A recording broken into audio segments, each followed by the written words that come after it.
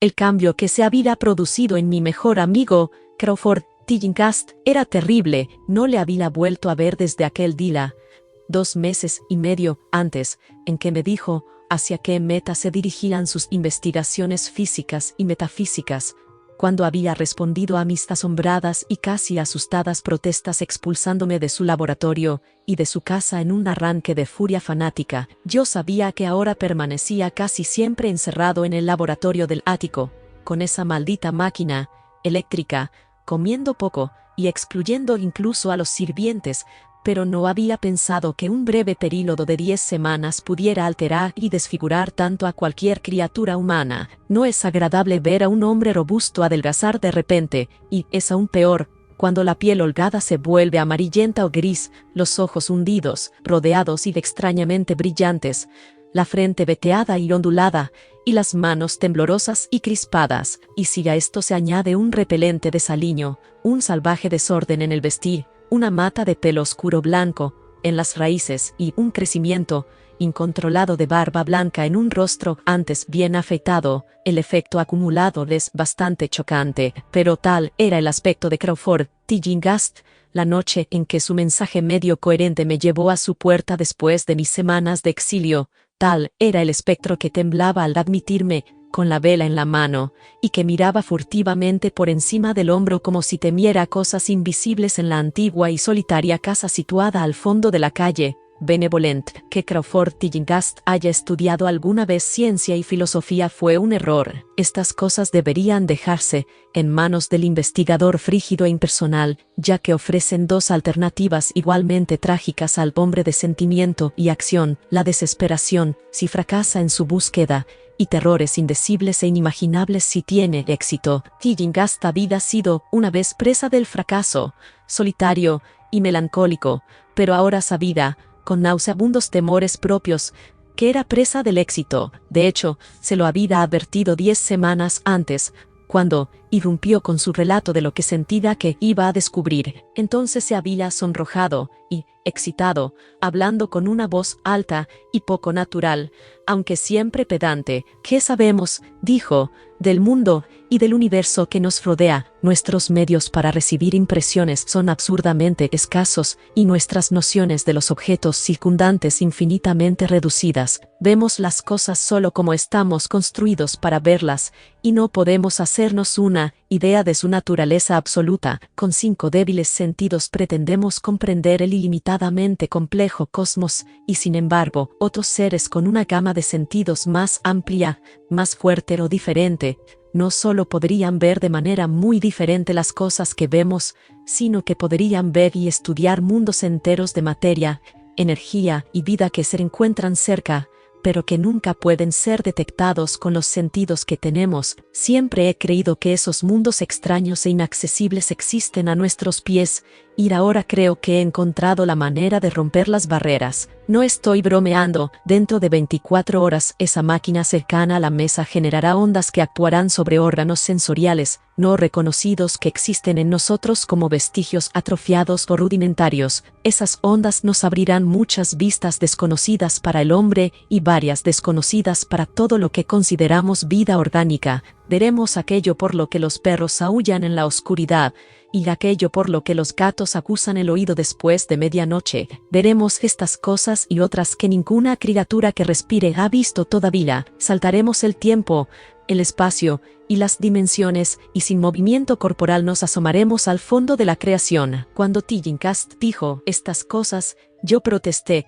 pues lo conocía lo bastante bien como para asustarme más que divertirme, pero era un fanático, y me echó de la casa. Ahora no era menos fanático, pero su deseo de hablar había vencido su resentimiento, y me había escrito imperativamente con una mano que apenas podía reconocer. Al entrar en la morada del amigo tan súbitamente metamorfoseado en gárgola temblorosa, me contagió el terror que parecía acechar en todas las sombras. Las palabras y las creencias expresadas 10 semanas antes parecían tener cuerpo en la oscuridad, más allá del pequeño círculo de luz de las velas, y me enfermé al escuchar la voz hueca y alterada de mi anfitrión. Deseé que los sirvientes estuvieran cerca, y no me gustó que dijera que todos se habían ido 3 días antes. Me pareció extraño que el viejo Gregory por lo menos, abandonara a su amo sin decírselo a un amigo tan probado como yo. Fue él quien me había dado toda la información que tenía de Tillinghast después de haber sido repelido con furia. Sin embargo, pronto subordiné todos mis temores a mi creciente curiosidad y fascinación. Solo podía adivinar lo que Crawford Tillinghast deseaba de mí, pero no podía dudar de que tenía algún estupendo secreto o descubrimiento que impartir. Antes había protestado por sus antinaturales incursiones en lo impensable. Ahora que evidentemente había tenido cierto éxito, casi compartía su espíritu por terrible que pareciera el costo de la victoria. A través del oscuro vacío de la casa, seguí la vela oscilante en la mano de esta parodia de hombre tembloroso. La electricidad parecía estar apagada, y cuando le pregunté a mi guía me dijo que era por una razón concreta. Sería demasiado, no me atrevería. Siguió murmurando. Me fijé especialmente en su nueva costumbre de murmurar, pues no era propio de él hablar consigo mismo. Entramos en el laboratorio del ático, y observé aquella detestable máquina eléctrica, que brillaba con una enfermiza y siniestra luminosidad violeta. Estaba conectada a una potente batería química, pero parecía no recibir corriente, pues recordé que, en su fase experimental, había chisporroteado y ronroneado cuando estaba en acción. En respuesta a mi pregunta, Tillinghast murmuró que aquel resplandor permanente no era eléctrico, en ningún sentido que yo pudiera entender. Ahora me sentó cerca de la máquina, de modo que quedara a mi derecha, y accionó un interruptor situado en algún lugar debajo del grupo de bombillas de cristal que coronaba la máquina. Comenzó el habitual chisporroteo, que se convirtió en un gemido, y terminó en un zumbido tan suave que sugirió la vuelta al silencio. Mientras tanto, la luminosidad aumentaba, disminuía de nuevo, y luego asumía un color pálido, ocre, o una mezcla de colores que no podía ubicar ni describir. Tillinghast me había estado observando y notó mi expresión de desconcierto. «¿Sabes qué es eso?», susurró. «Es ultravioleta». Se rió extrañamente ante mi sorpresa. «Pensabas que el ultravioleta era invisible, y así es, pero ahora puedes ver eso, y muchas otras cosas invisibles. Escúchame, las ondas de esa cosa están despertando 1000 sentidos dormidos en nosotros, sentidos que heredamos de eones de evolución desde el estado de electrones separados hasta el estado de humanidad orgánica. He visto la verdad, y tengo la intención de mostrársela. Os preguntáis qué os parecerá. Te lo diré». Aquí Tillinghast se sentó directamente frente a mí, apagando su vela y mirándome horriblemente a los ojos. «Tus órganos sensoriales existentes, los oídos primero, creo captarán muchas de las impresiones, pues están estrechamente relacionados con los órganos dormidos. Luego habrá otros. ¿Has oído hablar de la glándula pineal?». Me río del endocrinólogo superficial, compañero de dúo, y de Parvenu del freudiano. «Esa glándula es el gran órgano sensorial de los órganos. Lo he descubierto. En el fondo es como la vista, y transmite imágenes visuales al cerebro. Si usted es normal, esa es la forma en que debe obtener la mayor parte. Me refiero a obtener la mayor parte de las pruebas del más allá». Miré la inmensa habitación del ático, con la pared sur inclinada, tenuemente iluminada por rayos que el ojo cotidiano no puede ver. Los rincones más lejanos eran todos sombras, y todo el lugar adquiría una brumosa irrealidad que oscurecía su naturaleza e invitaba a la imaginación, al simbolismo y al fantasma. Durante el intervalo en que Tillinghast permaneció en silencio, me imaginé en un vasto e increíble templo de dioses muertos hace mucho tiempo, un vago edificio de innumerables columnas de piedra negra que se elevaban desde un suelo de losas húmedas hasta una nublada altura más allá del alcance de mi visión. La imagen fue muy vívida durante un tiempo, pero gradualmente dio paso a una concepción más horrible,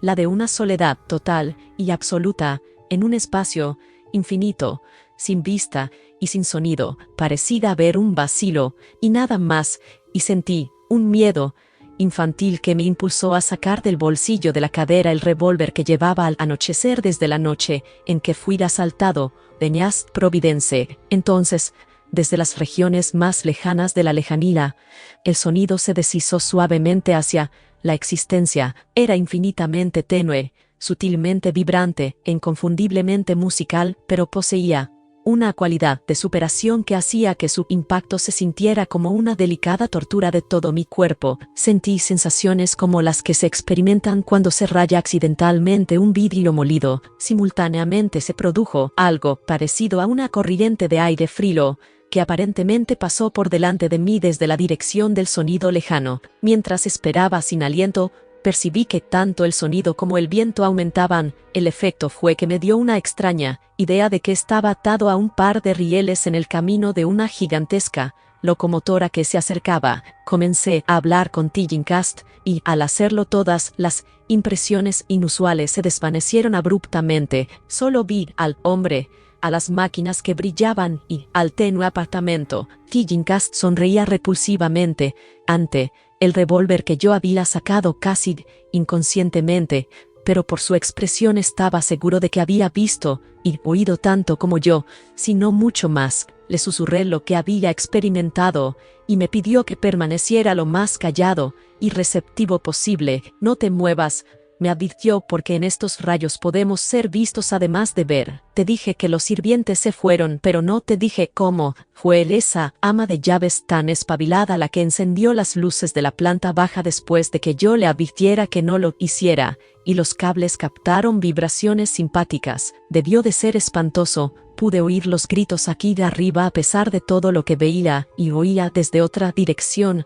y más tarde fue bastante horrible encontrar esos montones de ropa vacía por toda la casa. La ropa de la señora Updike estaba cerca del interruptor del vestíbulo, por eso sé que lo hizo. Se las llevó todas, pero mientras no nos movamos estamos bastante seguros. Recuerda que estamos tratando con un mundo horrible, en el que estamos prácticamente indefensos. No te muevas. La conmoción combinada de la revelación y de la abrupta orden me produjo una especie de parálisis, y, en mi terror, mi mente volvió a abrirse a las impresiones procedentes de lo que Tillincast llamaba el más allá. Ahora me encontraba en un vórtice de sonido y movimiento, con imágenes confusas ante mis ojos. Veía los contornos borrosos de la habitación, pero desde algún punto del espacio parecía brotar una columna hirviente de formas o nubes irreconocibles que penetraban en el sólido techo, en un punto delante y a la derecha de mí. Luego volví a vislumbrar el efecto del templo, pero esta vez los pilares llegaban hasta un océano aéreo de luz que enviaba un rayo cegador a lo largo de la trayectoria de la columna nubosa que había visto antes. Después de eso, la escena fue casi totalmente caleidoscópica, y en el revoltijo de imágenes, sonidos e impresiones sensoriales no identificadas, sentí que estaba a punto de disolverse o de perder de algún modo la forma sólida. Siempre recordaré un destello concreto. Me pareció contemplar por un instante una porción de extraño cielo nocturno lleno de esferas brillantes y giratorias, y al retroceder vi que los soles brillantes formaban una constelación o galaxia de forma establecida. Esta forma era el rostro distorsionado de Crawford Tillincast. En otro momento sentí que las enormes cosas animadas me rozaban y que de vez en cuando caminaban o se desplazaban a través de mi cuerpo supuestamente sólido, y me pareció ver que Tillincast las miraba como si sus sentidos mejor entrenados pudieran captarlas visualmente. Recordé lo que había dicho de la glándula pineal,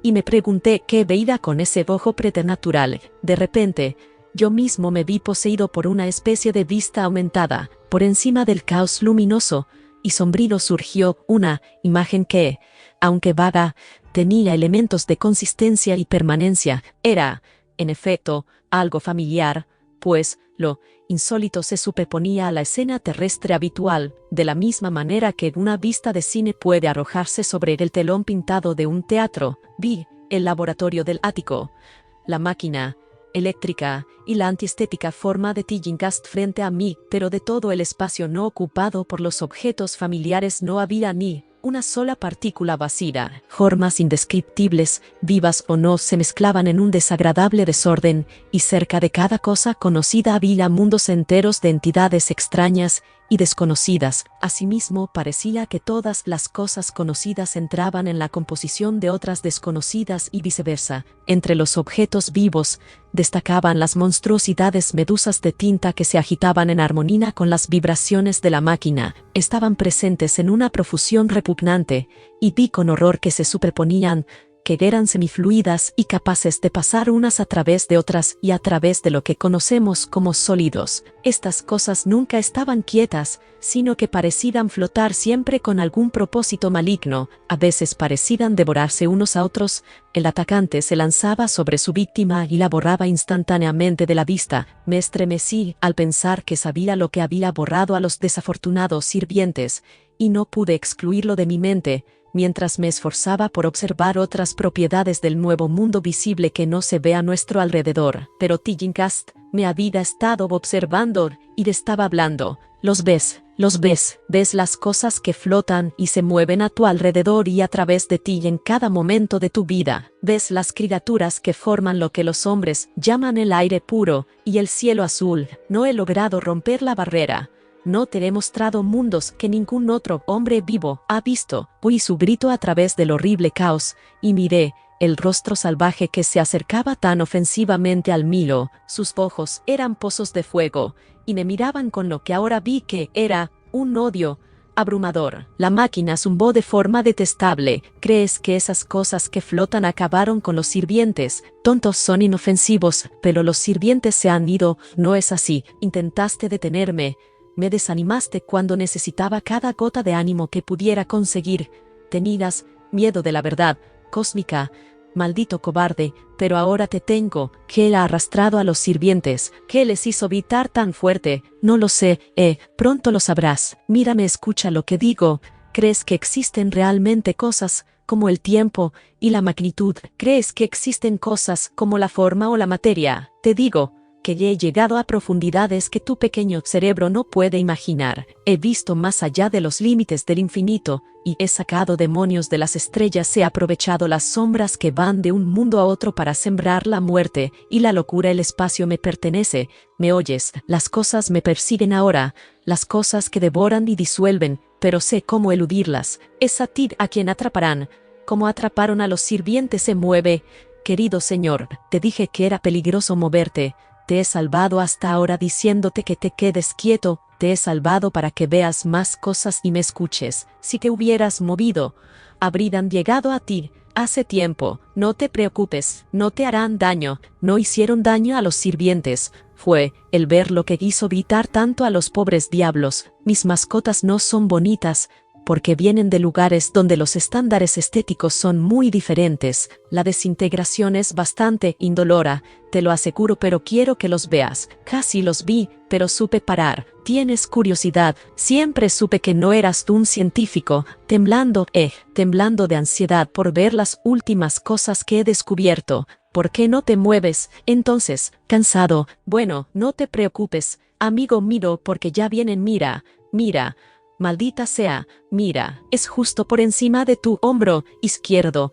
Lo que queda por contar es muy breve, y puede que os resulte familiar por los relatos de los periódicos. La policía oyó un disparo en la vieja casa de los Tillincast y nos encontró allí, los Tillincast muertos y yo inconsciente. Me arrestaron porque tenía el revólver en la mano, pero me liberaron a las 3 horas, después de comprobar que era la apoplejía lo que había acabado con Tillincast, y de ver que mi disparo había sido dirigido a la máquina nociva que ahora yacía irremediablemente destrozada en el suelo del laboratorio. No conté mucho de lo que había visto, pues temía que el forense se mostrara escéptico, pero por el esquema evasivo que di, el médico me dijo que sin duda había sido hipnotizado por el loco, vengativo y homicida. Me gustaría poder creer a ese médico. Ayudaría a mis nervios temblorosos si pudiera descartar lo que ahora tengo que pensar del aire y el cielo sobre y alrededor de mí. Nunca me siento solo ni cómodo, y una horrible sensación de persecución me invade a veces de forma escalofriante cuando estoy cansado. Lo que me impide creer al doctor es un simple hecho: